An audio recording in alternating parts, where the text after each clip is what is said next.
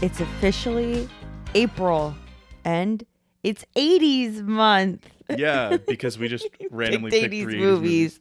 I'm Erin. I'm Tom. And this is Baby's First Watchlist, a podcast where the hosts just endured a tornado warning. And are also desperately trying not to wake their son up. It's late.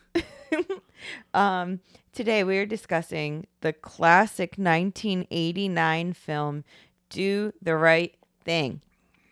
And it's another great movie that takes place in a year that ends with 9. Yeah, so for those of you who don't watch on YouTube, we have a little light box here, and Erin likes to put up a little little blurb every episode. And this one, it says, "Another great ends in a 9-year movie." So I looked at it and I was like, what does that mean? What do you mean? What was a 9-year movie? And like, this movie takes place in 1 day. So like, yeah. So that's that. I was a little confused a minute ago. I looked up some 1989 movies, just so you know. Okay. Okay. First of all, Is it as good as the other years? Well, here's the problem: is like you looked at the Academy Awards, and while not every movie holds up super well, all of the big movies were like big, Had an impact big, at the time. big. And then there's, of course, movies that did not make the Academy Awards but probably should have, like Roadhouse. Yes, correct. That's 1989. Correct. Weekend Go at back Bernie's. and listen to our Roadhouse episode. It's amazing. Yeah, Weekend at Bernie's was 1989. Okay. Yeah. A classic. Cultural classics. Uncle Buck was 1989. Oh, good Lord. Freeze And frame. So then you Freeze look frame at city. you look at the best pictures. Driving Miss Daisy won, which that's one that doesn't really hold up yes. super well. Born on the 4th of July. Which Okay. is the Tom Heard of it. Cruise I don't one. know. I've never seen it. It's Oliver Stone. Kind of. Oh, yeah. Makes sense. Dead Poets Society. Okay. Field of Dreams. Yeah. And My Left Foot. Field of Dreams making Best Picture is like so crazy to me. Yeah, well, it was the 80s. That's what I'm saying. Like, that would never happen now. And then just like an FYI, some of the other things like Indiana Jones and the Last Crusade was that year. Glory, which was like a big war movie. And then the actual like screenplay nominations were pretty good. It's kind of funny, like the writing for adapted were all like the Best Picture nominees. You've Driving Miss Daisy, Born on the 4th of July, Enemies: A Love Story, which is different, Field of Dreams and My Left Foot. And then for original screenplay, you have, of course, Do the Right Thing, which we're talking about today. The winner was Dead Poets Society. Okay. Crimes and Misdemeanors, which is Woody Allen. Sex, Lies, and Videotape, Soderbergh. Yep. And I think it was his first movie. And Nora Ephron for When Harry Met Sally. Fun fact, not a very fun fact about Sex, Lies, Videotape. It was the first movie, or it was one of the first movies that Miramax bought out of Sundance. Yeah. And it precipitated the rise of Harvey Weinstein. Major yikes Which there. is not Steven Soderbergh's fault. But I did know that it was like it's one of those big Sundance. It was one of the first massive indie hits. Yeah. Yeah.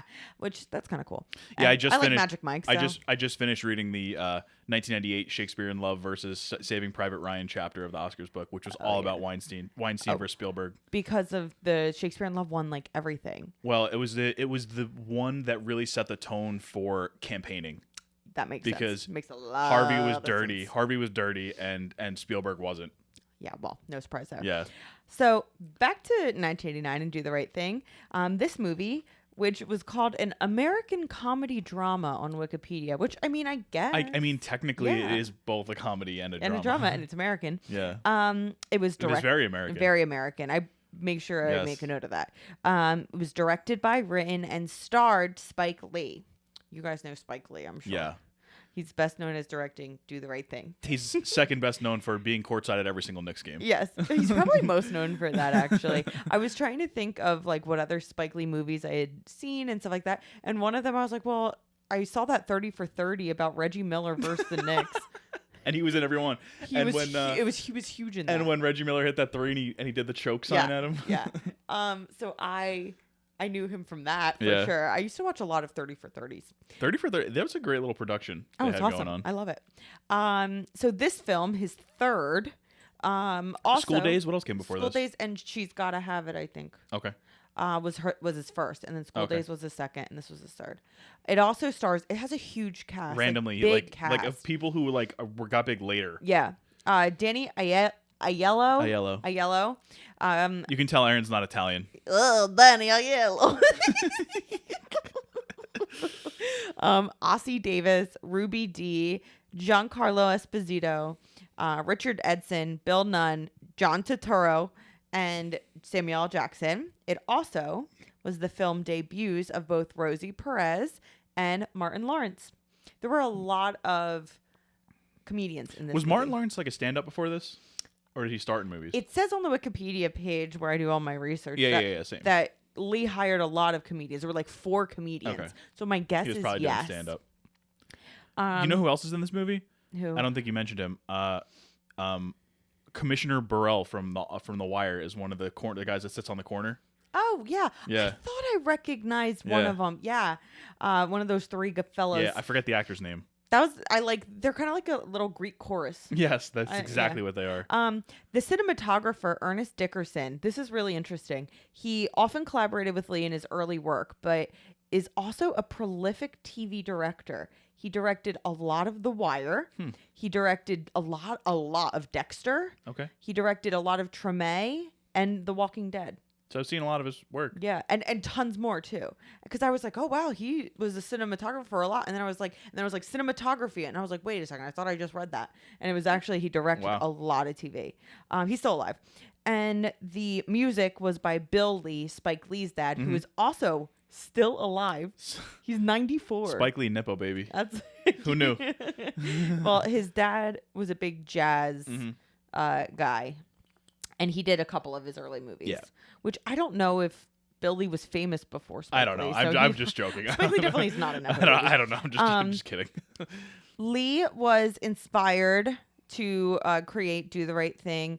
This is kind of interesting by, in part, an Alfred Hitchcock Presents episode about heat increasing violence. Yeah. And as well as the deaths of Michael Griffith and Eleanor Bumpurs. So Michael, and they get referenced at the end of the movie. as well as a couple other people. Yeah. So Michael Griffith, it was kind of that situation in New York where it was a hot day and he was killed. And then Eleanor Bumpurs was killed by police officers, I think, in New York. And a lot of his references are New York in the 80s. Yeah. And Eleanor Bumpurs, she was like in her 60s. So he also wrote this movie in a mere 2 weeks. Yeah. Which is crazy. Yeah, I mean, it's crazy in that, like, thematically it's like really, really deep. The actual words that are being said are not necessarily, I could see somebody writing that in a short amount of time. Sure. But the fact, have it all come together is amazing. Yeah, that's amazing.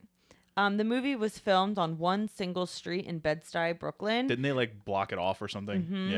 Yeah. But there was red and orange paint used to create more of a feeling of heat. Yeah. And of it being a really warm day. And the fully functioning pizzeria and grocery store across the street from it were built from the ground up. So the cast like made pizzas during the filming, which is kind of cool. Do the Right Thing is. I also like the fact that it was filmed where it takes place. I love that. I think that that's important in location. movies, and I like that. Do the Right Thing is an exact. But it's also great when Roadhouse is filmed in California. And it's supposed to be like Missouri. I like that too. Do the Right Thing is an exact 120 minutes, 2 hours on the dot. It just does not feel 2 hours to me. No. And it was released to the public in late June 1989 after debuting at Cannes a month earlier in May, which is the month before June. It was a commercial success, netting a $37.3 million profit on a $6 million budget. It was also critically acclaimed with a 91% on Rotten Tomatoes. Metacritic has it listed as the 68th highest rated film of all time. And it has like a 93 or something. Almost nice. Almost. Both Siskel and Ebert, our two guys, marked it as their favorite movie of 1989. But this movie was not without controversy, with some reviewers objecting to its content and messages. I wrote, which is super awkward in the year 2023. Yeah, didn't age well for those critics. No. And there's a whole section for controversies. Much of it was contemporaneous, where it was like people said some racist stuff. People thought it was going to start riots in cities. Exactly. And things like that, yeah. But other criticism, which I think is a little more, not necessarily like, I wouldn't say like well-founded, but reasonable. Yeah, like Bell Hooks thought that there were some misogynistic undertones to it. There are. There you go. I think that's kind of that's kind of purposeful. like he treats Rosie Perez like garbage. Right, exactly. Right. And he like doesn't like that his sister is like that Sal is being nice to his sister. Yeah. But there was quite a bit of controversy for this movie. Nevertheless, it was a big awards contender. It was nominated for 4 Golden Globes and 2 Oscars. Best Supporting Actor for Danny Aiello and Best Original Screenplay. Think of it like Aiello. Aiello. Yeah. Yellow. Yellow. Okay. And Best Original Screenplay for Spike Lee. I did not win either one. But since its release... What? There was something that happened at the Oscars, though. Oh, really? It was... let me just pop to my trivia real quick.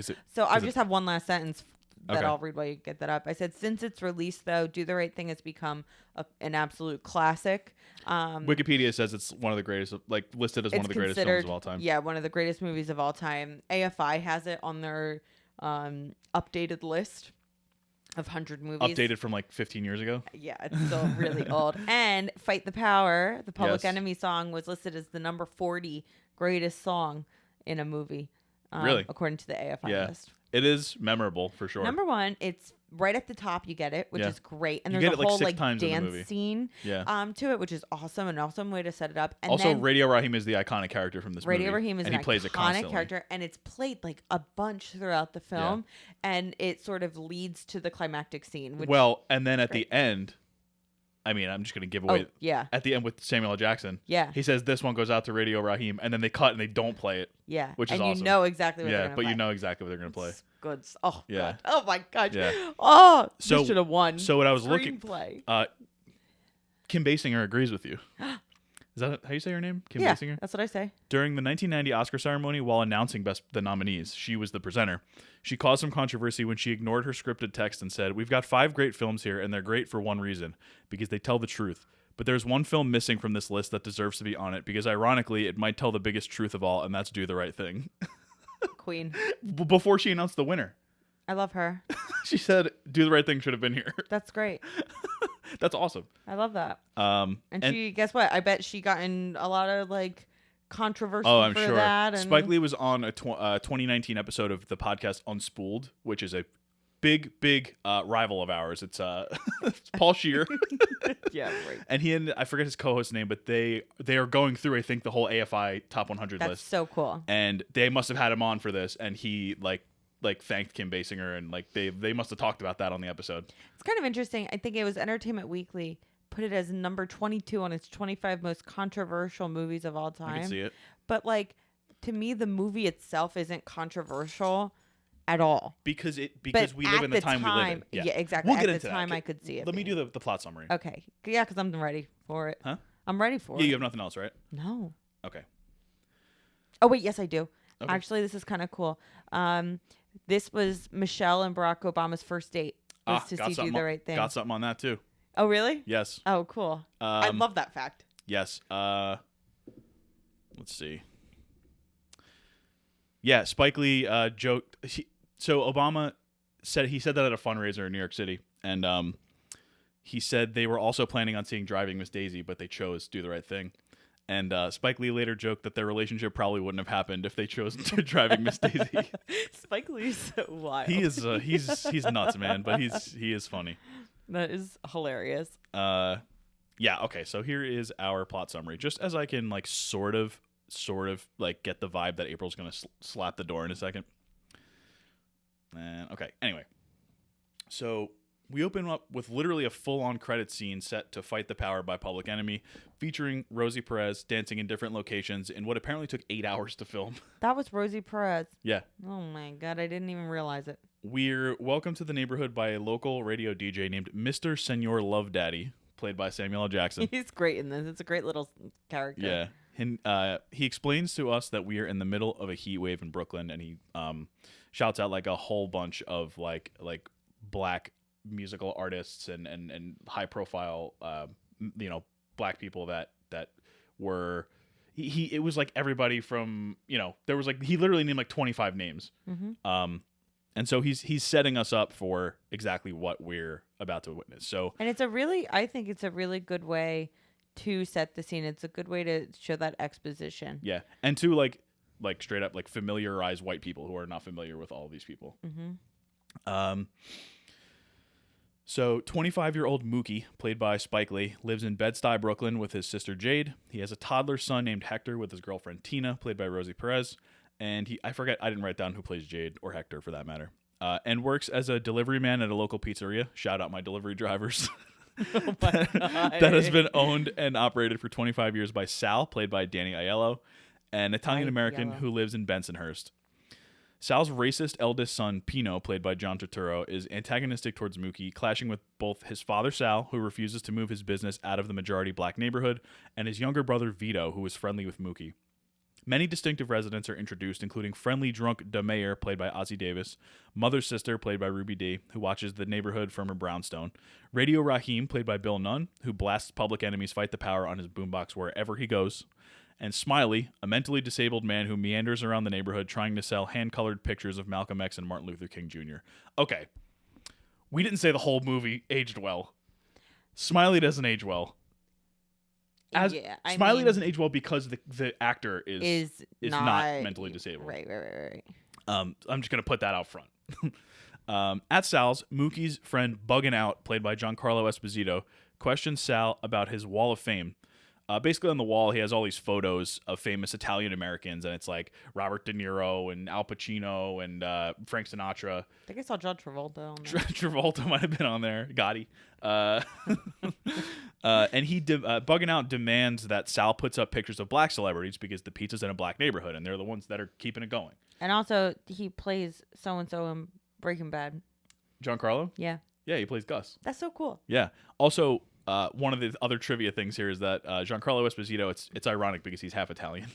Oh, well, I was going to say the name's a little Italian. Yeah, he's black and Italian. Oh, cool. That's actually really cool.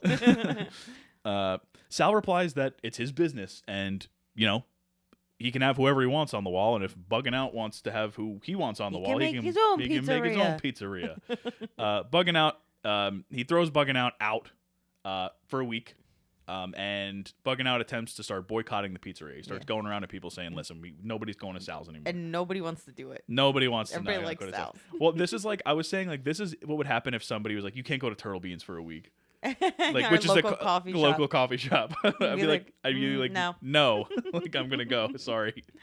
That's like that's when some kid tried on Facebook to like boycott Vinny G's. Oh yeah, the bagel shop, and everyone was like, "No." They were like, "No." During the day, local teenagers open up a fire hydrant to sort of cool down, and they douse the other neighbors, including Charlie, played by Sopranos and Goodfellas legend Frank Vincent, to cameo. Beat the heat wave before officers Mark Ponte and Gary Long intervene. And they show up in another Spike Lee movie. Those officers. As those characters? Yeah, I read that. Apparently, there's like a link between like 4 Spike Lee movies where zombies exist in one of them, or vampires exist in one of them. So it's like vampires exist in the Do the Right Thing universe. Is like the joke. Okay. After a phone call, Mookie and Pino debate race, and this scene was. It's important. It's very important. It's an important but scene. It's like the two of them, especially Pino, are just like out of control. Yeah. Mookie confronts Pino about his contempt towards African Americans, despite the fact that Pino's favorite celebrities and athletes and all that are black. Various characters express racial insults. Mookie against Italians, Pino against African Americans, a character named Latino Stevie against Koreans, white officer Gary Long against Puerto Ricans, and Korean store owner Sonny against Jews. Pino expresses his hatred for black people to Sal, who insists on staying in the neighborhood. He says something like, it was a quote I wrote down later. Pino's like, oh yeah, like my friends laugh at me because I come here and I serve like this black neighborhood or whatever. And Sal goes, if your friends are laughing at you, they're not your friends. Mm-hmm. And he basically says like, I'm here because I've been here for so long and these people have grown up on my food, he says. Mm-hmm. And like, that's a really important thing to him, to have that connection with people. Right. He's not perfect himself, but yeah, it's a little, I found it to be like some may think that Sal's like, oh, that's so upstanding. But he also says something like, these people have never done anything wrong to me. But it's like, why does that have to play into it? Well, Do you know what I mean? Like, I think that sort of almost is a little subtle show of what's to come later on. Yeah, well, there's that, and there's a lot of this is so layered. Like, it's like, very layered. Some people That's are cut and dry, like Pino's cut and dry, right? But like Mookie isn't, and neither Sal isn't. Exactly. So that's kind of just the way. And that again, it that's plays like out. the genius of the screenplay. Yes, exactly, because it hits every part of the spectrum of racism, really. Right. So that night, Bugging Out, Radio Raheem, and Smiley march into Sal's, and they demand that Sal change the Wall of Fame. Sal demands that Radio Raheem turns his boombox off, but he refuses. Bugging Out hurls racial epithets at Sal and his sons and threatens to shutter the pizzeria until they change the Wall of Fame. An angered Sal calls Bugging Out the N-word and destroys Radio Raheem's boombox with a bat. Raheem attacks Sal, igniting a fight that spills out into the street and attracts a crowd. While Raheem is strangling Sal, the police arrive, including Officers Long and Ponte from earlier in the movie. They break up the fight and they apprehend Raheem and Bugging Out. As the officers attempt to restrain an enraged Raheem, suddenly Long throws Raheem in a chokehold with his nightstick. Despite the pleas of his partner and onlookers to stop, Long instead tightens his chokehold on Raheem, killing him. Realizing their error, the officers place his body in the back of a police car and drive off. The onlookers, devastated and enraged, blame Sal and his sons. DeMayer tries to convince the crowd that Sal did not cause Raheem's death, but the crowd is completely unsatisfied. And they're really like swarming and all that. So in a brief fit of anger and grief, Mookie grabs a trash can and he throws it through the window of Sal's pizzeria, sparking the crowd to rush into and destroy the pizzeria. Smiley sets the building on fire, and DeMayer pulls Sal and his sons away from the mob, which then turns towards Sonny's store, the Korean shop owner across the street, preparing to destroy that one too, but he eventually dissuades the group from doing so. The police return to the site along with firemen and riot patrols to extinguish the fire and disperse the crowd. After the firefighters issue a warning, which is not heeded, they turn their hoses on the rioters, leading to more fighting and arrests, while Mookie and Jade, his sister, watch in shock from the curb. Smiley wanders back into the smoldering building and hangs one of his Malcolm X / Martin Luther King photos onto the remnants of Sal's Wall of Fame.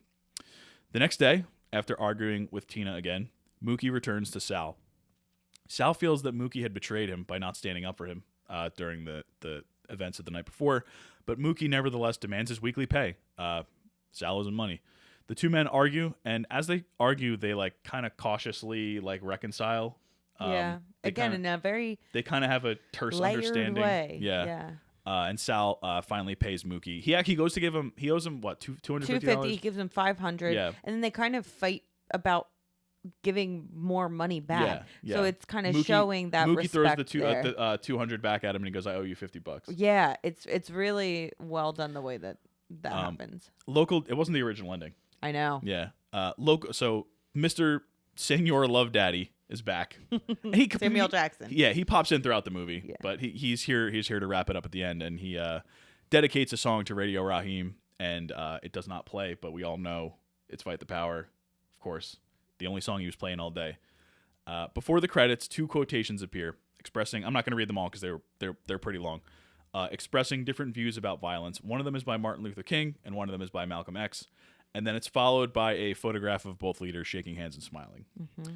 Lee then dedicates the film to the families of 6 victims of brutality or racial violence: Eleanor Bumpers, Michael Griffith, Arthur Miller Jr., Edmund Perry, Yvonne Smallwood, and Michael Stewart. And that's the end of Do the Right Thing. Today you could add 100 more names. How sad is that? I mean, of course. Yeah. Yeah. Well, it's kind of interesting because if you've seen Black Klansman, which was made, I think, in 2018, there's also by Spike Lee. Which is also by Spike Lee. There's a kind of similar ending Yeah. where it's brought back into real society. Yeah, so the whole movie is about white supremacy and like the Ku Klux Klan and all that, but it takes place in like is it the 70s? The 60s or 70s. 60s or 70s. Oh, shoot, sorry. Ow. And then at the end, it sort of blends it into the Charlottesville, I don't know, whatever you want to call that, events. And basically the point being that everything that you just watched is still happening. And then it ends with a picture of Heather Heyer, who Heather was Heyer. killed during those events. Yeah. Yes. So this is definitely a thing that Spike Lee does, or at least has done twice. Yep. So I found that to be interesting. I like that about Spike Lee movies. Yeah. He's telling you like this is real. Like you just watched the movie and it's supposed to be entertaining to some degree. And it is entertaining. Like there is comedy to it. Oh, it's an a very movie. entertaining movie. But that's part of the tragedy. Without the lightness and the comedy, the tragedy doesn't hit as hard. I had first seen this movie in I think high school. This was the first time I saw this movie. Yeah, which is so nuts. Yeah.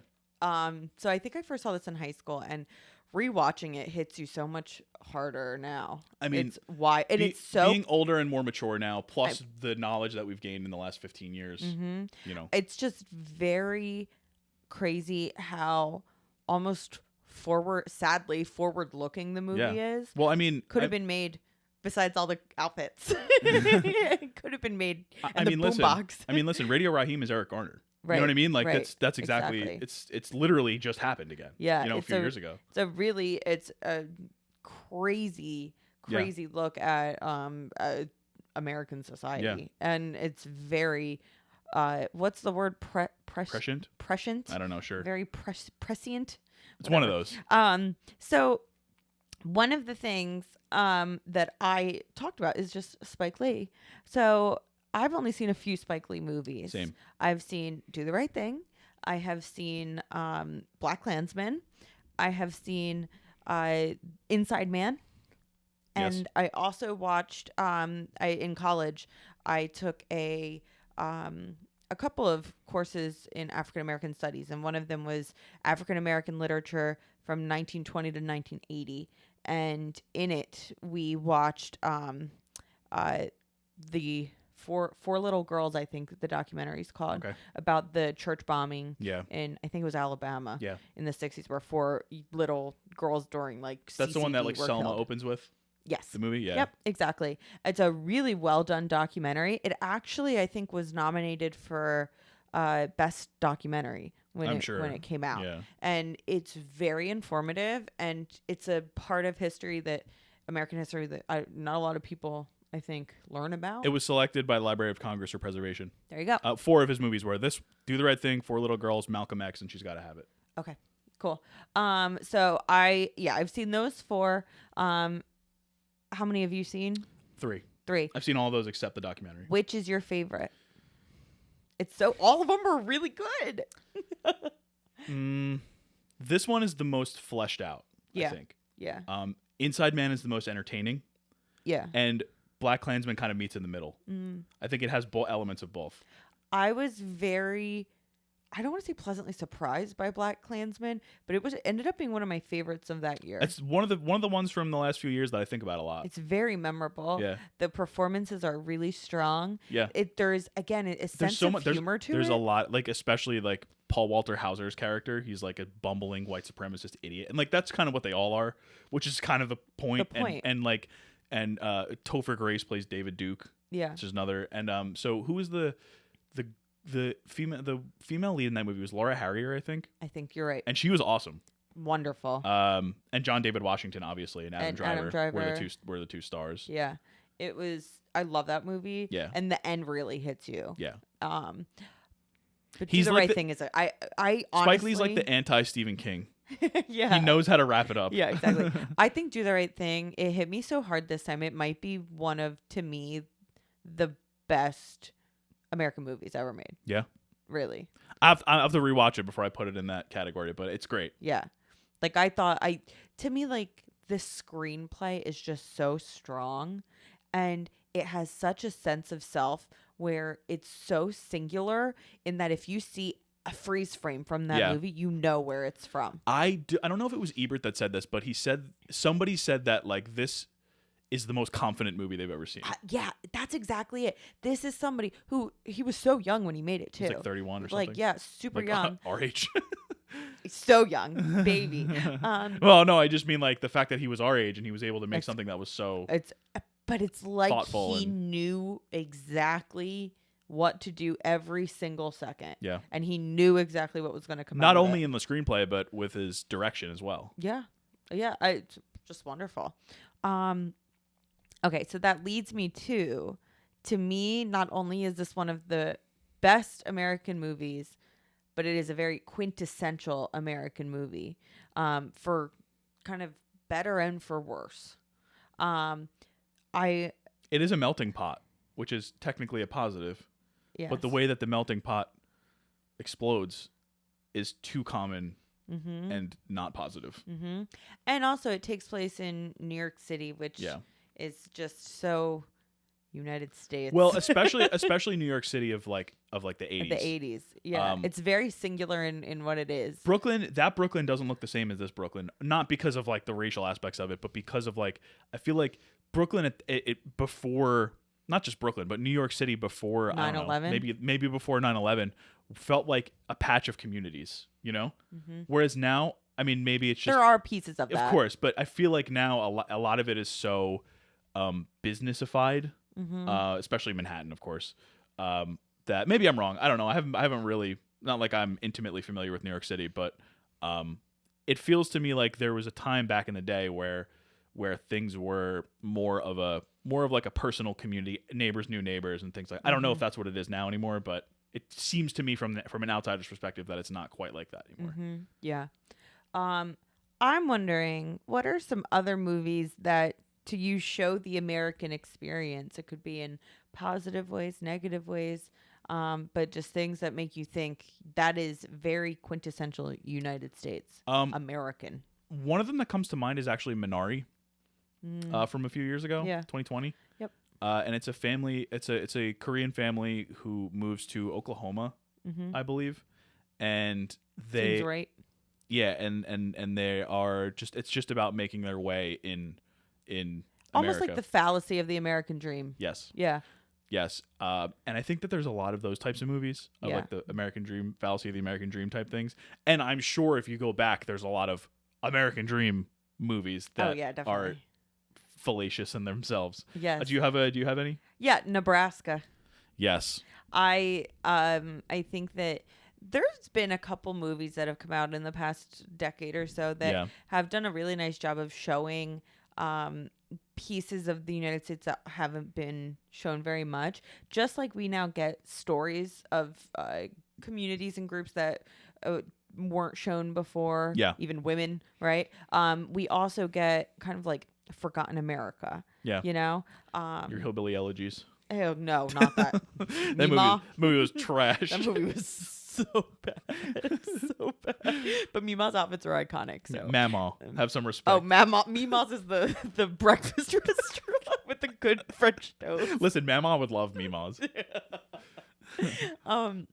But Nebraska's really good. That's Bruce Dern and June Squibb. Will Forte. And Will Forte. And I've read about that movie recently for some reason. Oh, really? And Bruce Dern thinks he won the lottery. I read about it when we were watching Paris, Texas. That's what it was. Okay. And he like has to travel to a certain place to get his winnings, but like everyone but him knows it's not real, and even he kind of knows it's not real, but they go on that journey anyway, and it's in black and white, and even that is kind of an American dream fallacy. 2013 black and white, right? Yeah, I think it's a little bit later than that, maybe not, but yeah, it's really 2013 good. 2013. I'm good. You are good. And so is that movie. The movie is really, really good.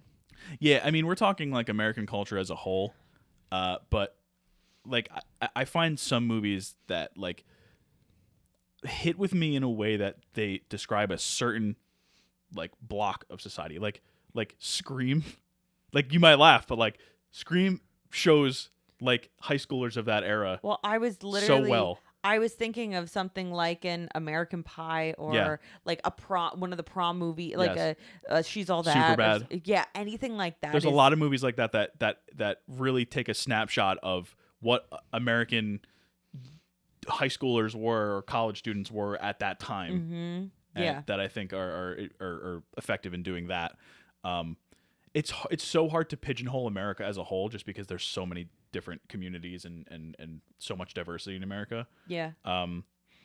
In so many different ways, race, gender, like everything. So it's hard to say like what is an American movie. I know. You know, because then West Side Story. Yeah, This movie reminds me of West Side Story. A little bit. It reminds me of like a West Side Story, In the Heights. Like it has a similar vibe to those types of movies slash In musicals. the Heights, I feel like Lin-Manuel Miranda got a ton of inspiration from Do the Right Thing, but he like Disneyfied it. Yeah. Do you know what I mean? yeah. He went halfway to Disney. Yeah. Because he still has like curses and stuff and all that. And In the Heights is a great musical. I love that musical. But I think that one and West Side Story. West Side Story is a very American sort of interpretation of a British play. Yeah. Which is cool. I was at the barbershop today and I was talking to my barber. Actually, not the guy I usually go to, but I was with this guy today and we were talking about Do the Right Thing. And he said that the one that we have to watch is 25th Hour of Spike Lee's movies. Okay. Post 9/11, it's about Edward Norton plays a guy who's been sentenced to like 7 years in prison or something. And this is his last day to sort of appreciate like things around him before he goes to jail for 7 years. Oh, cool. So it's another one-day movie. It's another New York City movie. And it's one that obviously packs a punch. You wrote down those two questions, one-day movies and New York City movies, but we've covered both of them. Yeah. In the podcast, which is kind of fun. Yeah. So I don't know what episodes. Good luck. Go listen to them all and come back to us and let us know. I said here, I want you to wear Sal's outfit to our son's Golden Girls birthday party this summer. Are you talking about the like the cacti Hawaiian shirt? Yeah. Okay, yeah. It's done. It's done.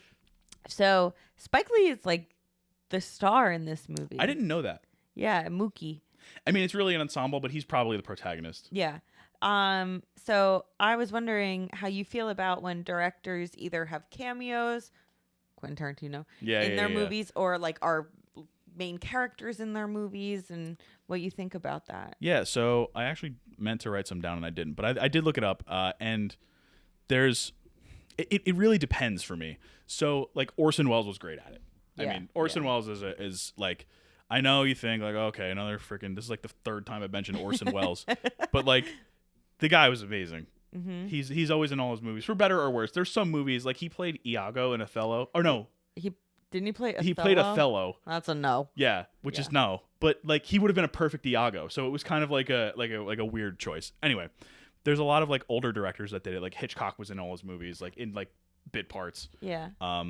I know that Chaplin was in all his also. Clint Eastwood occasionally does it. Tyler Perry does it. You're right. Actually, I know he does. Yeah. Tarantino's in all his movies, or not all, but at least for that like early period, he was in all of his movies. Yeah. So I think it really depends because some of them are better than others as actors. Like I'm saying, like Orson Welles is an amazing actor as well as he is a director. Spike Lee. Did you like Spike Lee? I loved him in this. I thought that there was an authenticity there that I really liked. I thought you didn't like him. I thought that there were some moments where he hit some lines a little too flat, and I think they would have been a little. I disagree. I thought he was perfect in the role. Okay, that's fair. There's a lot of guys like Woody Allen. Yeah, was in all of his. That's that's a hard pass. Some of those are a little. Olivia Wilde does it. Oh yeah. I don't know if she was in Booksmart, but she was in Don't Worry, Darling. I don't think she was in Booksmart. Yeah, which was the right choice. Yeah, but then there's people who are actors, then they become directors. Yeah, Greta Gerwig or Ben Affleck. Yeah, like Ben Affleck is sometimes in his movies. That's what I'm saying. Wasn't he in the? Didn't he direct The Town? Yeah, and he was in The Town. Did he direct The Town? He might have. Let me see. He directed Argo and was in Argo. Oh well, that's pretty. Yeah, there you go. Exactly.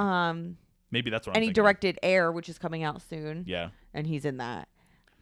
Yeah, I mean, it takes so much skill to be able to do both. I mean, I can't even imagine. Yeah, I'm assuming. But it's funny because Greta Gerwig, on the other hand, started as an actor, and then she is now a director, and she's not in her movies. Yeah. Well, that's like Sarah Polley wasn't in Women Talking. Right. And she won screenplay. Yeah. And Emerald Fennell, who directed Promising Young Woman, same thing. Was she an actress? She was in The Crown.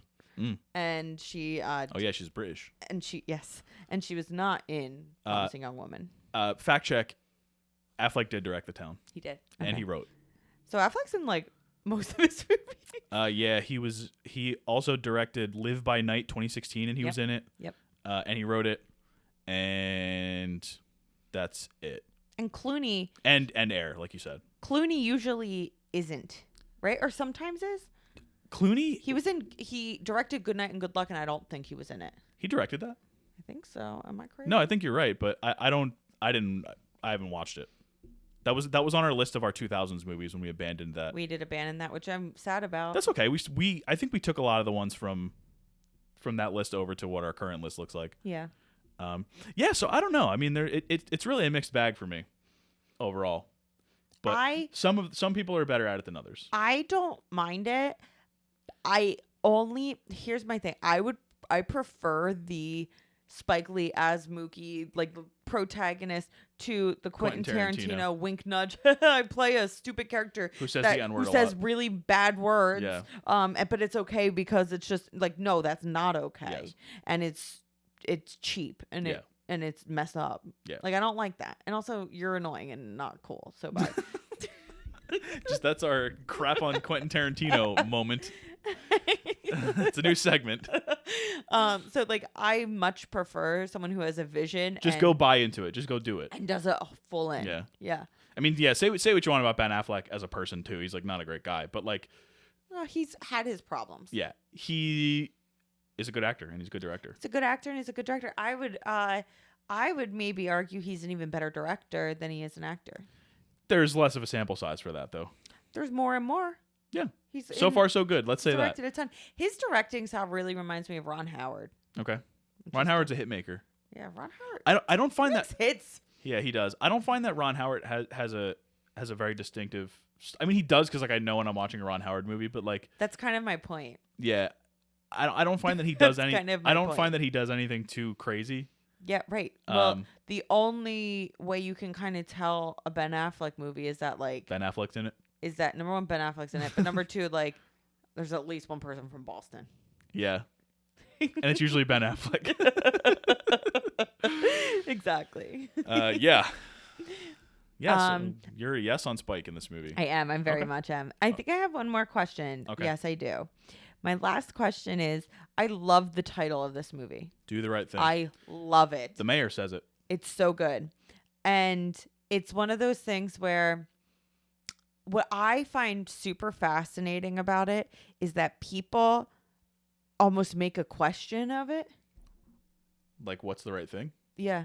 And that's not the point. The point is, yeah, exactly. The point and is I that love it's that. not It's not a question. It's a command. It just is.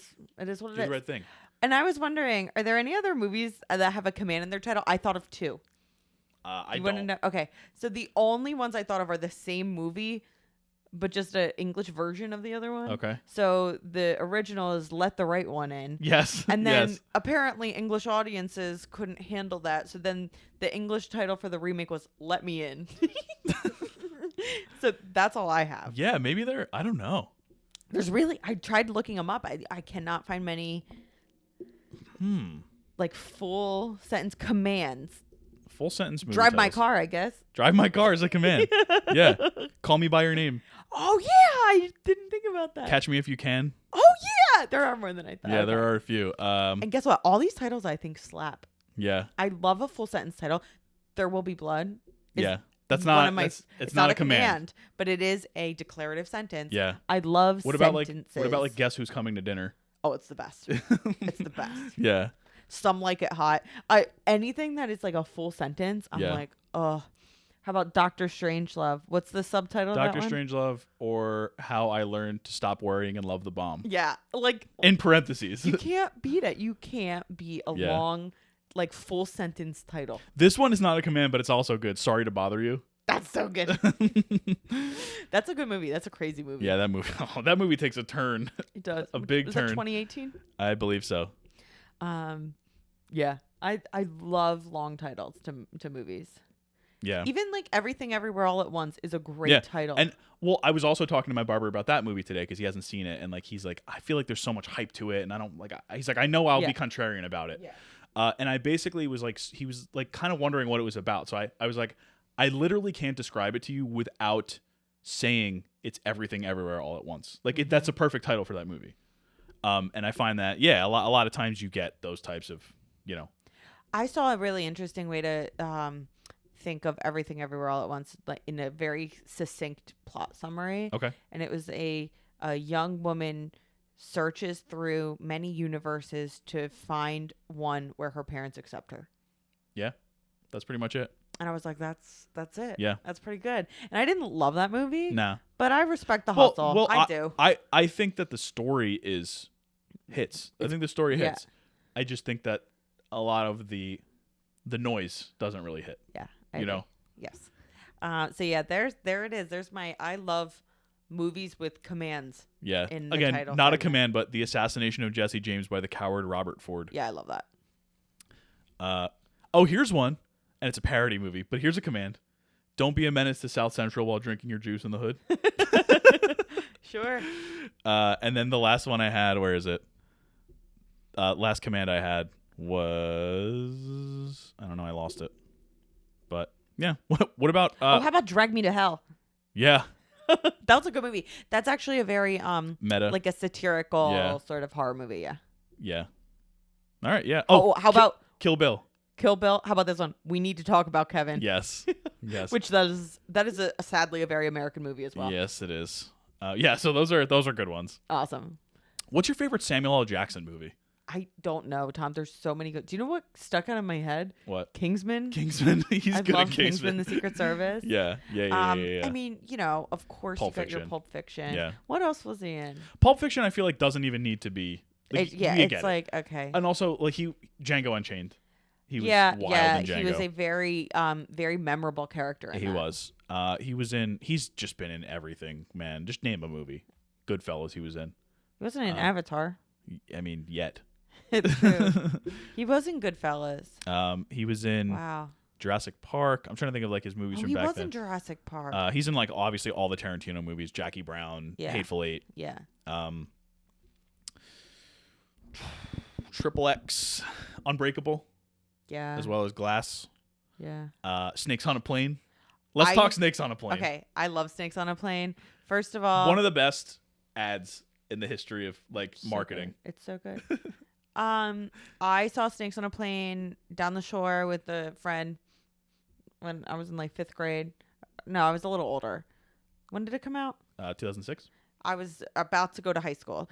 I was in like 8th grade, and I saw the title to that, and I was like, yeah, that's my bag, man. Yeah. That is exactly what I want. And I went and I saw it, and it was exactly what I wanted. There were snakes on a plane, Yep, and he was tired of them. and he was tired of these snakes on his plane. Yes. And he handled business. I loved that movie. I just watched it pretty recently with you. Yes, We that was my rewatched first time it. watching, and I got to rewatch because I was watching while I was working late.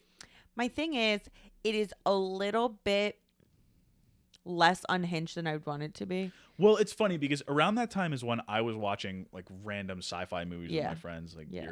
your Chupacabra, Dark Seas, like stuff like that. That was just which also randomly starred Giancarlo Esposito, but like Snakes on a Plane felt like a polished version of those types of movies. There is a little bit of a polish to Yeah, it. it's not a B movie, it's a B plus movie. It's a movie. You know what I mean? It's a B movie released by a studio. Yeah, it's a B You know plus what I mean? movie. Yeah.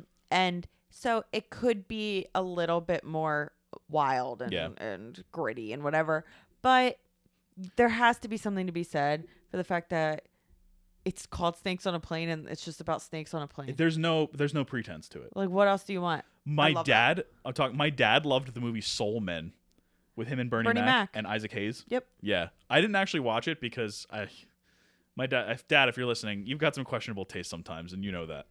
So I never did end up getting around I bet to it's it, but funny. Yeah, he probably actually will listen to this. If you've seen, I don't know if you've seen this movie, but I think he probably has. probably. But movie. then, like, you think of Samuel L. Jackson, he was also in the Star Wars prequels. He was in Yeah. all the MCU. Yeah. He is the most Wow. prolific actor of our age. Isn't he like one of the best actors to never be nominated for an Never Oscar? to be nominated for an Oscar. That is Got it. absurd. You got to get him his Oscar. We have to get him his Oscar. What's he coming out in? What's he going to be in soon? In 2024, he's going to be in Garfield. All right. Okay. He's going to be in another Marvel movie, The Marvels, next year. The Kill Room, upcoming comedy thriller directed by Nicole Payon. Okay. Also starring Uma Thurman and Joe Manganiello. Is that how you say his name? Yeah, yeah. Manganiello. He's the one who is married to He's Sofia the one from Vergara. True Blood. Yeah, he's from True Blood Yeah. and Magic Mike. And Maya Hawke's going to be in that as well. And he's also in a movie called Argyle coming out, directed by Matthew Vaughn, who directed Kingsman. All right, so none of these look that promising No. for his Oscar. No, not yet. Not yet. But you never know. Catherine O'Hara and Bryan Cranston are going to be in that one, though. All right, well. Yeah. Maybe it's Matthew Vaughn's masterpiece. And he was in the latest Saw movie, the Chris Rock one. Okay, yeah. Yeah, he's been in so much stuff, man. Like, so I watched him in a movie, which was around the time of, he was in Coach Carter. Oh, yeah. Which was around the time of Snakes on a Plane, and I think it was a couple of years later. 2 years later, Lakeview Terrace. Yeah. Where he played, he was a police officer, and he was a neighbor of Patrick Wilson's character. And Shout out Patrick Wilson. Patrick Wilson is married to Kerry Washington, and Samuel L. Jackson does not approve of that. Okay. And he just terrorizes them the whole movie. Oh, wow. It's a sort of a twist on Training Day. Yeah, that's interesting. And I don't think it's very good, but I remember liking it. Wasn't he in a movie with John Cusack that has like a number in the title? 1408? Yeah. Yeah. That's it. I think it's a Stephen King story. Yeah, it is. Yeah. That was a couple years. That was 2007. It was in between Snakes on a Plane and...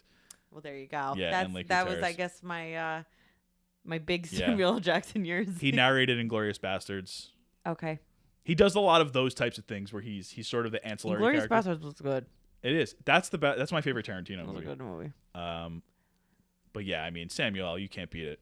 The guy's He's a legend. He's a legend. And he's really good in this movie and do the right thing. He is. He's great in that, like, you don't need him to be in every scene of the movie, and he's still a memorable character. All right, so if you were gonna pick out, like, hand-pick a director to, like, a prestige director to have him in a role to get his Oscar.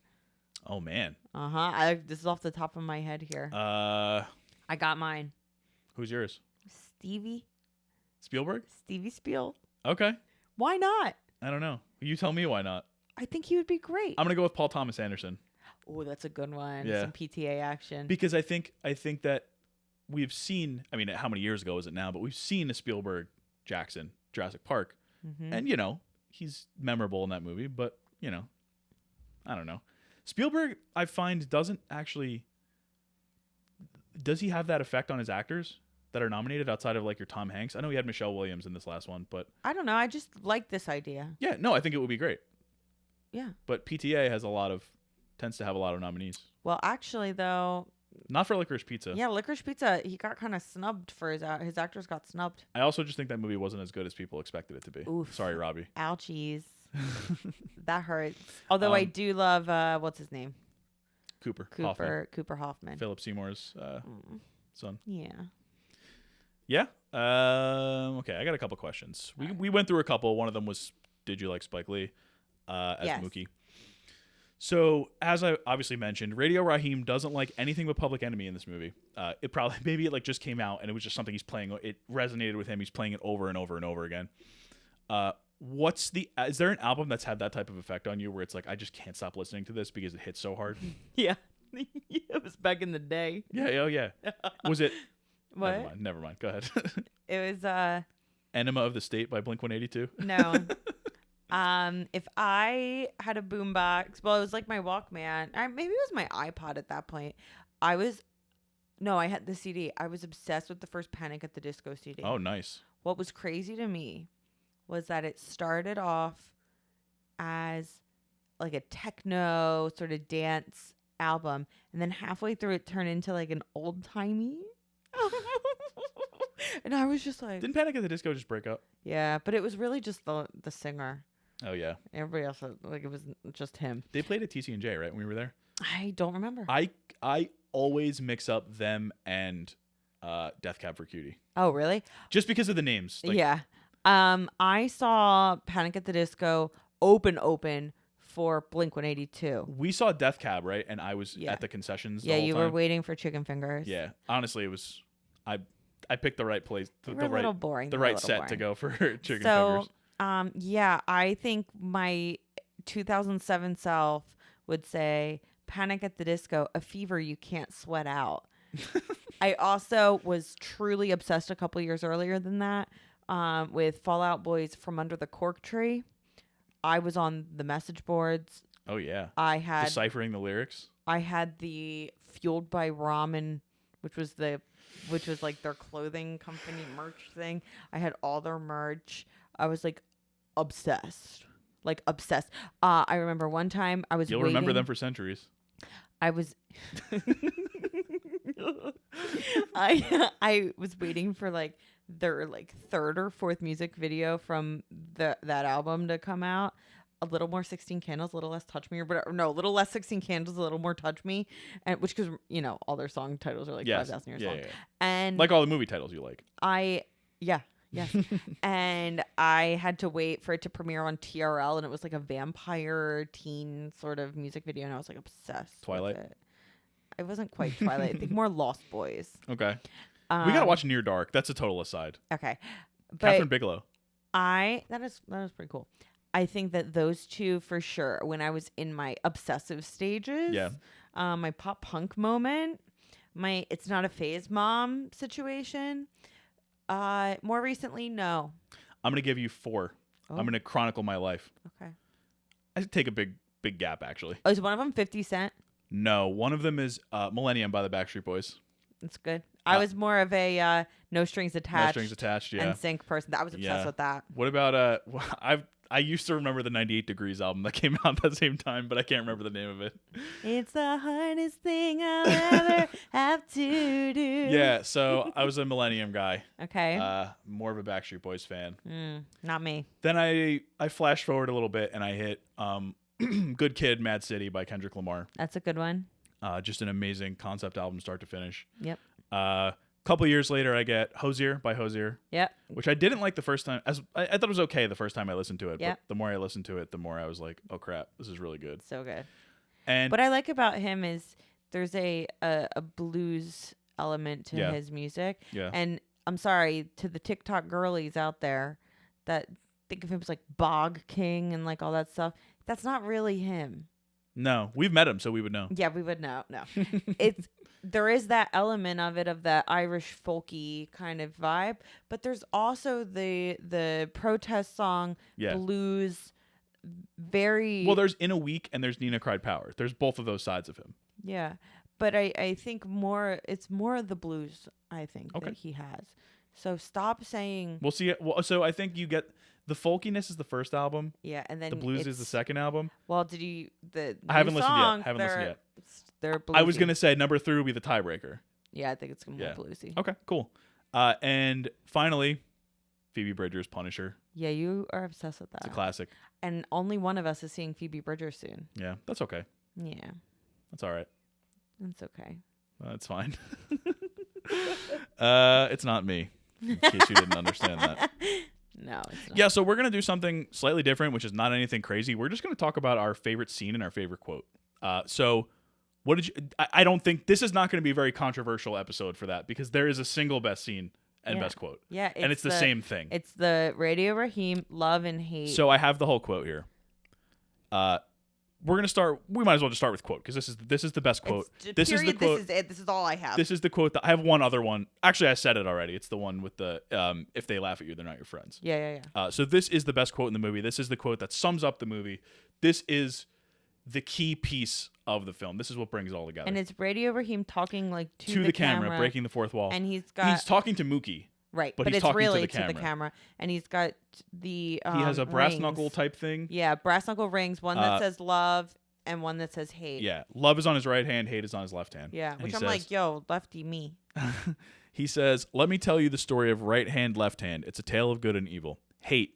It was with this hand that Cain iced his brother. Love. These 5 fingers, they go straight to the soul of man. The right hand, the hand of love. The story of life is this, static. One hand is always fighting the other hand, and the left hand is kicking much ass. I mean, it looks like the right hand, love, is finished. But hold on, stop the presses, the right hand is coming back. Yeah, he's got the left hand on the ropes now, that's right. Oh, it's a devastating right, and hate is hurt. He's down. Left hand, hate, KO'd by love. And that's it. Mm-hmm. That's the best quote in the movie. And this movie is endlessly quotable. Mm-hmm. Most of them are inappropriate for this podcast. Mm-hmm. But that's the one. Yeah. That's the one. Yep. Yeah. And as for best scene, that's also the best scene. Best scene. What I like about there's other cutaways. So like that one scene where they're all like saying racist stuff Yeah. is each individual person talking to the camera. And I've looked at that, and I think it's so important that it's one character staring at the camera in like a silo, like bound by the screen. So what this tells me, it's that you're getting each person's unfiltered thoughts, and you're also getting the idea that they're trapped in this box of their preconceived notions, and they can't or they don't want to reach out past that box to, reach out with proper dialogue and communication. And it just totally symbolizes to me the trap of racism and the trap of preconceived notions. Yeah. And not closed-mindedness. Yeah. And I think that having one person staring into a box, literally boxed in on your screen alone, just is a really effective way of highlighting. Well, and it also really lays bare the kind of shocking negativity of it. Yeah. Right? Where like and how blatantly false it all is. And that's it too. Yeah. Because when it's offhandedly said in a conversation or whatever, you may not get that effect of that brazen wrongness of it. It's a way of taking it out of context. Like I don't mean this in a bad way, but if you hear it in context, you could just kind of blow by it, and the next thing is said, and the next thing is said. Right. But taking it out of that context and being like, this is what this person's views are. Yeah. And it was white people, Korean people, black people, the Hispanic guy. It was everybody. Yeah. And that's sort of Spike Lee's point, that like everybody has these totally wrong, incorrect beliefs and they refuse to reach out, and they refuse to sort of come together and get the, sort of synthesize their similarities rather than emphasize their differences. Mm-hmm. So that's what I got from the cinematography in those scenes. Mm-hmm. I thought it was really, really well done. And finally, I mean, I loved Frank Vincent getting drenched with the fire hydrant. Poor guy. And but also not really. He was kind of a jerk. Of course, the ending, like the riot and everything, is just harrowing. Well, what I really like too is in this movie, the whole movie is leading to it, and you're waiting and you're waiting, and because if you've ever unless you're a baby, you've lived during heat waves. Yeah. And going outside, mounting pressure. You are just the one thing away from you're waiting for somebody to cut you off in the parking lot. Exactly. Yeah. Just the heat makes everyone on edge, and you're on edge more and more as the day goes on. Yeah. And that it's leading towards a place that there's no coming back from. It's really, I think, the pacing, the tone. I love this movie. Well, and while we're talking about the way that everything was leading, one of my comments was the score. The score is very jazzy. It's very old school. It's very improvisational, and it's frantic. It builds throughout. It does a great job of portraying the idea that anything could happen at any time because it's so improvisational. Mm-hmm. Or I don't know if it actually is, but it sounds improvisational. Mm-hmm. And it almost, and I wrote at the time, and it turned out I got the message that the subtext there is to appreciate the good moments while you have them, like when you're hanging out with your friends, and when you're just delivering pizzas, and when you're doing all that stuff, when you're listening to Fight the Power on your boombox. Appreciate those moments because it can be taken away at any moment. Mm-hmm. And that's, I think, the point of the way the score was crafted. I think it's genius. I love when movies are made with such purpose. It's so good. Yeah. For every little thing matters. And it's amazing that it was his dad too that did the score. Yeah. And New York, of course, is known for in part for jazz. Of course. Which is so cool. Yeah. And also what's cool is Fight the Power with Public Enemy. Without that, we wouldn't have gotten Flavor of Love. It's true. Thank you. So thank you. We would have never gotten I Love New York. Yeah. So think about that, would you? We are here today because of Fight the Power. Also, that's another thing, sort of like the screenplay. Like Fight the Power is so on the nose, but it works. It works perfectly. Yeah. Now, if this came out in 2023, it would have to be like you know what I mean? I feel like it wouldn't be something that was so this is what the movie's about. We're doing a whole opening credits on it. We're gonna have this guy play it 4 times throughout the movie. You know what I mean? I feel like it's I'm not saying that that's good or bad. I just think it's a product of the time, and it's a product of Spike Lee being Spike Lee. Well, that's it. I think it's.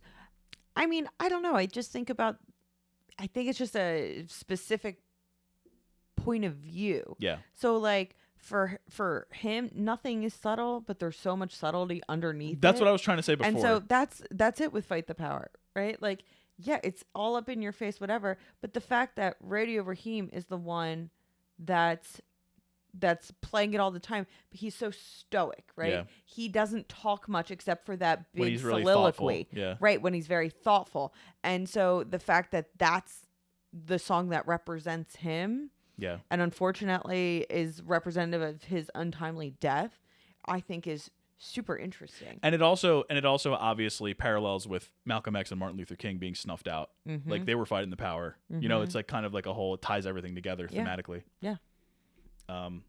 Yeah, so that ending, the riot, it's hard to watch because of like everything and how all the stuff we know from real life. Mm-hmm. It makes it like really hit hard. Mm-hmm. Which is unfortunate, but I mean, it's sort of self-referential, you know. Mm-hmm. Yeah. So those are the best scenes. Great. Clearly, the Radio Raheem scene and the riot scene. Yes. But I personally love Frank Vincent getting drenched. Let's see. I think I'm done with my questions. So let's hop over to little discussion. Oh, do you know what part I really, really liked too? Yeah, go for it. Oh, it's a little thing. Do you like it? Was it when the mayor was talking with the kids? No. I like that part. Not the younger guys, not the kid. No.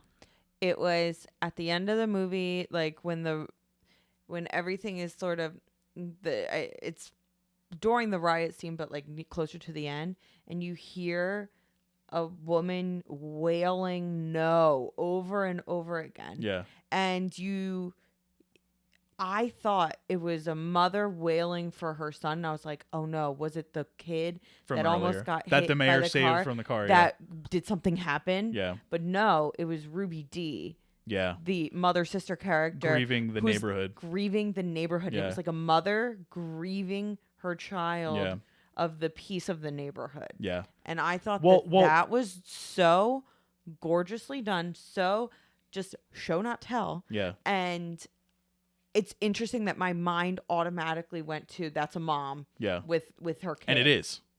Yeah. But not in the way you think. Yeah. So good.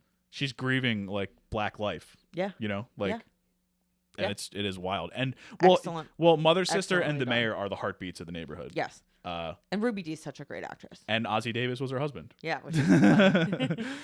They were married at this time. Yeah. Already. I have a couple comments. I wrote Danny Aiello is in like a brown Hawaiian type shirt with cacti on it, and Aaron goes, "Here's the problem. I bought a jumpsuit and I look like that in it." Oh, the baby weight's not coming off, friends. Oh man. I wrote, "I would kill for a $1.50 slice of pizza." This is what they were in. There was a special for $2.75 for 2 slices and a soda. That sounds good. I was like, that would be amazing now. I wrote on the pizzeria wall, it's Michael Corleone, and then De Niro as Vito Corleone, and then Sinatra in the Wall of Fame. I said this might as well just still be a pizzeria. Oh, I know. That's so Pizzerias have not changed. I find another strength of this movie, and I like movies like this that have very like oddly specific characteristics within them. So like, I love that all the old black men in this movie love Miller High Life. Yeah. It's just like a little tiny little thing, and like the mayor flips out in the Korean store because there's no Miller High Life. Yeah. And it's just something about it that is like so. I don't know if that's like, I'm sure it's like an inside joke or like something. Yeah, but it's great. I just love when movies and TV have like those little characteristics. Well, did you notice that like multiple times Sal has to say to customers that extra cheese on a slice makes a slice $2? Yes. He says it literally 2 or 3 times. Yes. But multiple characters want extra cheese. Yes. And he says $2. Yep. Again, very specific in that universe. I just love that. Yeah. So many of these old school city movies and TV and all that have the scene where they open the fire hydrant in the streets and all that. Was that a thing that was like actually happening? I don't know. I didn't live in the city. I know, but like not even. Yeah, I mean, I'm sure it was. It doesn't come out of nowhere. I think of like Hey Arnold, like it happened in like I'm sure it doesn't come out of nowhere. There's just something like that. It's like I can't even imagine. I couldn't imagine like That's just awesome. walking over to the fire hydrant, just opening it up, and Doesn't it sound fun though? it does But sound you're fun. a kid. I'm more awesome. jealous than anything. Yeah. It's not. I'm not. No hate here. Oh, how about the poor Piragua guy when the ice cream truck came? All his people left. Yeah. That was sad. Yep. That's from In the Heights. So it There's must a be Piragua. Yeah. Piragua Yeah. song. Yeah. I wrote this movie feels like a play, which you mentioned the Greek chorus thing. I just said 3 guys off to the side sitting under an umbrella just talking about nothing. It's good stuff. But it's great. It's great personalization of the city. It gives you the heart of the city. And then, Bed-Stuy at that time. I wrote, it took me way too long to realize that Bugging Out was Giancarlo Esposito. Yeah. Like halfway through the movie, I was like, Giancarlo Esposito hasn't shown up yet. And I was like, wait a minute. He's a really good part. Also, he's had an interesting career. Yeah, he really has. A little renaissance the last 10 years. I really like that the characters' names are so specific. So specific, but so general. Like What's anybody also- could be Bugging Out. Do you know what's super interesting though? What? The women in it Have actual not mother sister, but right. Well, mother sister is a concept. Right. But both Tina and Jade have and specific Mookie. names. Not a Mookie, girl, but Mookie's such a unique name. Yeah. Well, Mookie Wilson was on the Mets. Oh, okay. Around this time. Okay, that makes sense. Yeah. And then, but Sal also has. There's something there. There's something I don't know what it is, but there's something there. And Pino and Vito. Yeah, there's something there. Yeah. All right. Maybe it's that the people who stand for something symbolically have a name that is not specific. Maybe. Because Bugging Out does, Radio Raheem does, the Mayor does, Mother Sister does. All of these are Smiley. All of these are conceptual characters. Whereas like Mookie is less so, Sal is less so. Yeah, Tina and Jade and maybe Hector. maybe it's something like that. All right. Yeah, and I said, well, one of the things with the fire hydrants was it's such an awful parallel between that and the fire hoses. Yeah, that is so true. It's like, oh, this movie's so good. Yeah, and obviously that was on purpose. So it's like, how water, literally just water, which is what we're all made of, what most of this planet is, can be so positive and so used so negatively because of the perspective and because of the way the individual uses that. Well, and you think about it too, like in a city when it's 5 million degrees and it's 5 million degrees outside. Water is life-giving, but it also is life-threatening. Well, you would think earlier in the movie, like, all they wanted to do is be drenched in water, and then the context makes it so horrible and abusive at the end. Yeah. It's like the last thing they wanted to do is be hit with water, just awful. But it's just a testament to Spike's writing that he can take something so innocuous and spin it on its head at the end of the movie to drive home his point. Yeah. Yeah. So that's what I got for my discussion points. We didn't really talk about Mother Sister too much or the Mayor, but they're both excellent characters. Like I pointed out, I found the mother sister character to be really, really interesting. Yeah. And very symbolic. Yeah. Yeah. So I'll jump into trivia. I don't have all that much. I said a lot of it already. I'll go to casting. So who do you think Spike Lee wanted for Sal? I already knew. I looked it up. Robert De Niro, Joe Pesci was considered. Joe Mantegna was considered. Who's that? He's another actor from Joe Montana? Mantegna. Okay. Lawrence Fishburne was offered but turned down the role of Radio Raheem. Oh, really? Yeah. Oh, cool. He would have been awesome. I mean, Bill Nunn was great. I think he was perfect. Yeah. But knowing Lawrence Fishburne now, it's like a different. Like I'm sure he would have been. Oh yeah. He would have been great. Originally offered the role of the Mayor was James Earl Jones. Okay. He would have been great as well. Sure. And Spike's first choice for the role of Pino was Matt Dillon. Actually, very 80s. Totally fits, man. And then Matt Dillon played a racist character in Crash. That's why it fits. Yeah. He totally could do that. Yeah. Yeah. And he did that, but in a bad movie. That movie was so bad. Crash was listen, so bad. 2005's Crash. Not David Cronenberg's Crash. Which we have not seen. No opinions on that one. But Crash 2000 whatever doesn't. Its heart is in the right place. It's just horrendously written. Yeah. The writing is horrible. Paul Haggis. The writing's horrible. Apparently, he's not a good guy. He's an ex-Scientologist. I think there's more than that. well, that's because he blames it on. Yeah, it's very Okay. complicated. Okay. Anyway, You gotta watch Going Clear. another story for another day. So I got the Ebert review. Spike Lee said that many of the white critics didn't understand what he was trying to say. In his opinion, Roger Ebert did. Of course. Spike said Roger Ebert always knows. Roger what he's Ebert doing. was the one who got it. He always knows what he's doing. Which, as we said before, Siskel said it was his best movie of '89 too. But I think the way that Ebert, when the he way writes, he expresses knows himself. Yeah. So he said, I wrote a couple, a little bit more than normal, but because his review is amazing. It's if you are interested in this movie, if you've seen this movie, just go read his review. But he said, I have been given only a few film-going experiences in my life to equal the first time I saw Do the Right Thing. Most movies remain up there on the screen. Only a few penetrate your soul. In May of 1989, I didn't write when he wrote this, but it was after the fact. I walked out of the screening at the Cannes Film Festival with tears in my eyes. Spike Lee had done an almost impossible thing. He'd made a movie about race in America that empathized with all the participants. He didn't draw lines or take sides, but simply looked with sadness at one racial flashpoint that stood for many others. A pizzeria does not equal a human life, but its loss is great to Sal because it represents a rejection of the meaning of his own life. And Spike knows that feels bad for Sal, and he gives him a touching final scene with Mookie in which the unspoken subtext might be, why can't we eat pizzas and raise our families and run our businesses and work at our jobs and not let racism colonize our minds with suspicion? The thing is, this is also out of order. So like this doesn't lead into one thing or another. He also says, the thing is, there are no answers. There may be heroes and villains, but on this ordinary street in Brooklyn, they don't conveniently turn up wearing labels. You can anticipate, step by step, during a long, hot summer day, that trash can approaching Sal's window, propelled by misunderstandings, suspicions, insecurities, stereotyping, and simple bad luck. Racism is so deeply ingrained in our society that the disease itself creates mischief, while most blacks and whites alike are only onlookers. He later said, seeing the film again today, I was reminded of what a stylistic achievement it is.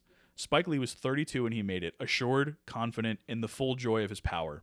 He takes this story, which sounds like grim social realism, and tells it with music, humor, color, and exuberant invention.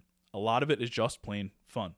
And then he ends by saying, none of these people is perfect, but Lee makes it possible for us to understand their feelings. His empathy is crucial to the film, because if you can't try to understand how the other person feels, you're a captive inside the box of yourself, which is, I think, what those little scenes are.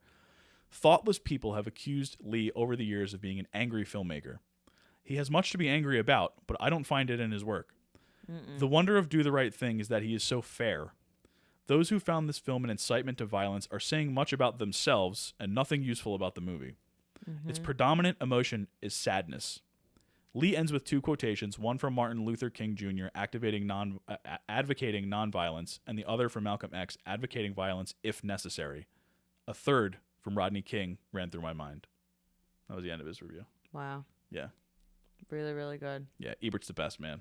He's the best. We'll say it every time, every He's episode. The best. Even when he gave Pitch Perfect a 2 out of 4, Ebert's the best. At least he praised Fat Amy for that At one. least he praised Rebel. I think that might be it. Okay, I have one other thing else you that got? I saw. Let me go back to good old fashioned Wikipedia. I actually do have a little bit more, but go ahead. So Spike Lee likes to sort of one thing that's cool is one of the sections of Stuyvesant Avenue where the movie was shot, was renamed Do the Right Thing Oh, nice. Way. Yeah. In 2015, which is like really cool.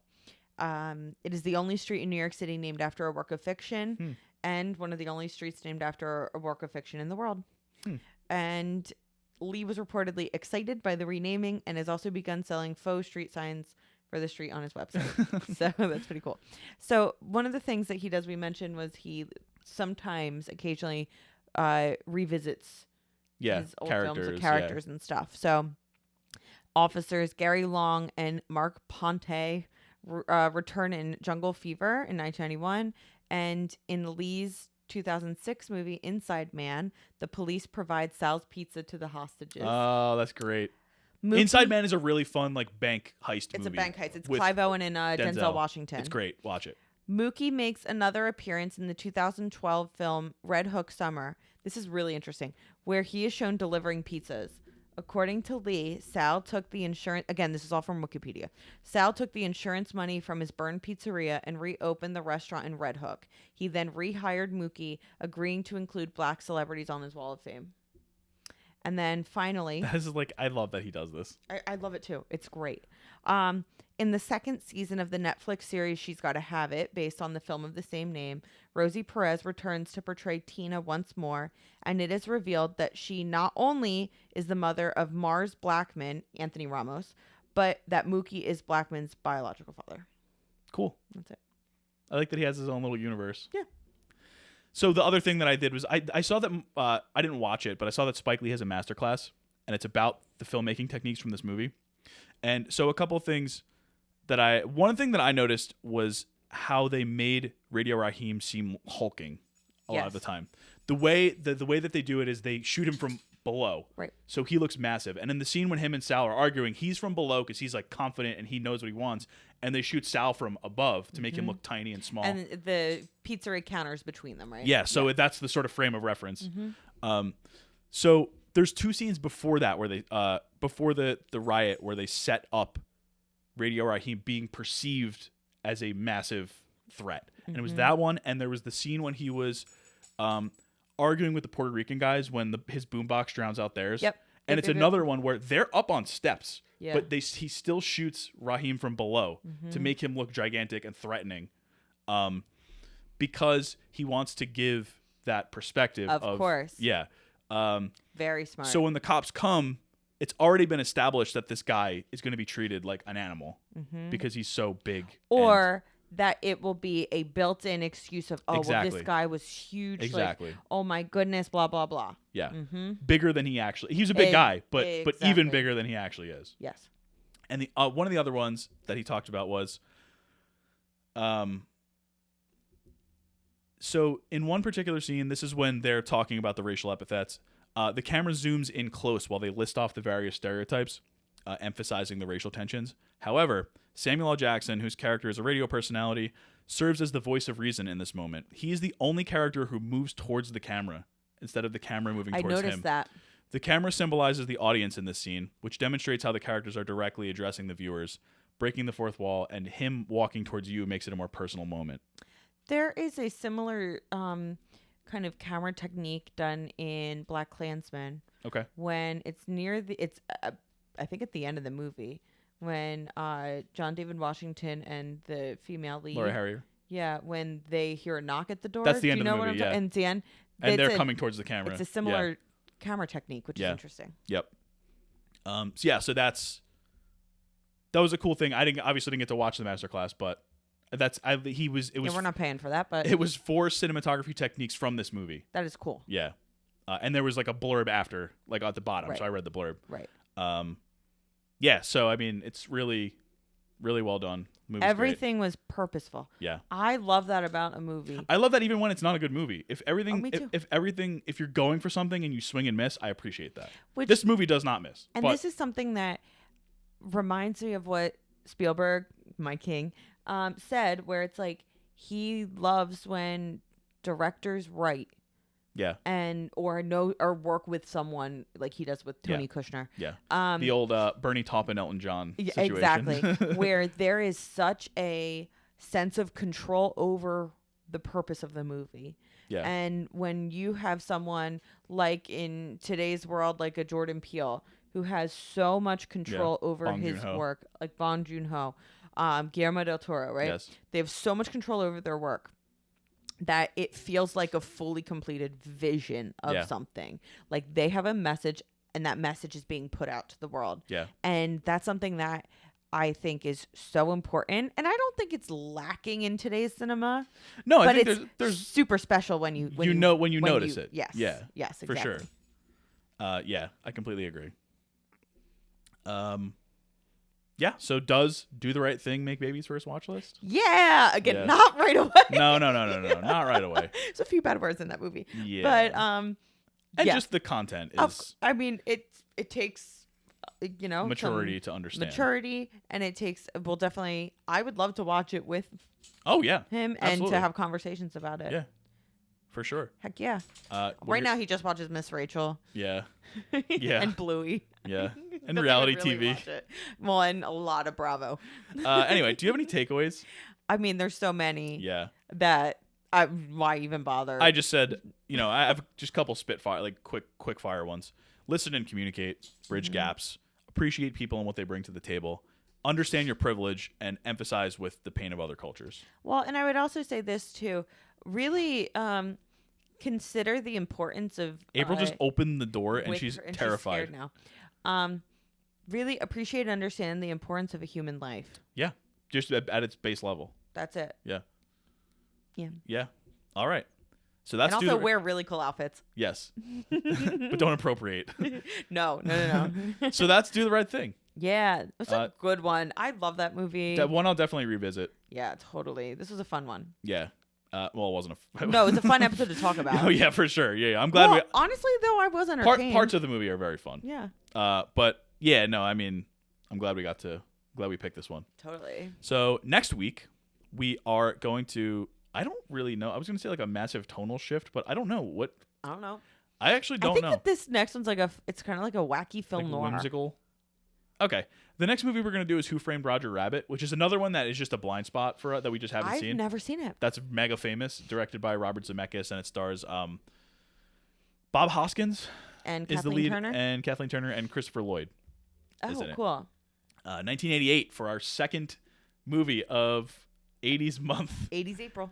Yes, 80s April. And just a reminder, 2 weeks from now, we're going to take a week off. Yes. And then we're going to come back with a movie that I'm forgetting. Well, it's going to be Molly Ringwald Off. Oh, Molly Ringwald Off. Yes. So next week, I'll talk about it when we do the Roger Rabbit episode, but the week after, we're going to run a poll. During our off week, we're going to run a poll. Please God, pick the right one. Please God, pick the right one. You know what I'm talking about. Yeah, sure. You know which one. Yeah. Anyway, go rate, subscribe, review, follow, do all that stuff like I see every episode. And, maybe some of you do it sometimes, but whatever. So next week, we will be back with Who Framed Roger Rabbit, and we will, I suppose, find out. I was trying to think of what a rabbit does. It goes... What's up, Doc? All right, anyway, it's late. I will see you later. Bye.